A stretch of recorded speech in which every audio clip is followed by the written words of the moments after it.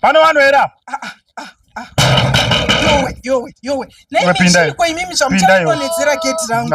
Munitaurire kuti pane chinhu here muchiri kukwadhara gate rangu. What is this man? What is this? Kwashati tinotaurirana here. Kutaurana kwekuti mwana wenyu anoita basa rekugoridza mwana wangu achimugoridza aibhora here. Upikwa rowa mwana wenyu. Ndinde upo mwana anotamba naye kunze kwemwana wenyu Tanya. Tanya, mabvunze kuti arowerwe. Kurowerwe kwekuita kuti munitaurire nonsense mani imi. Tanya. Kuchiko. Kutanga kumurowa kuita se. Kutanga kumurowa kuita se.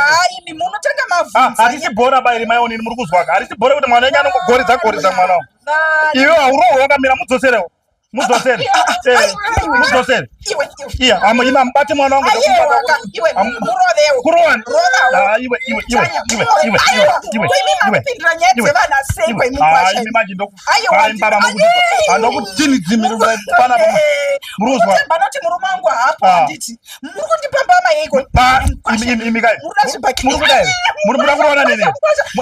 Tekai.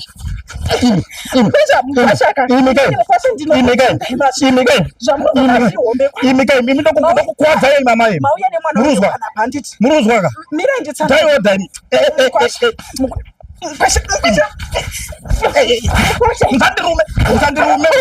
Musandirume iri.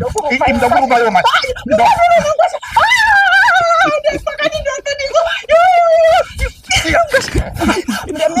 Mira mkwasha.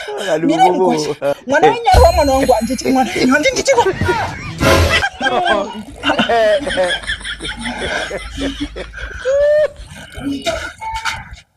Imukuite kwapo.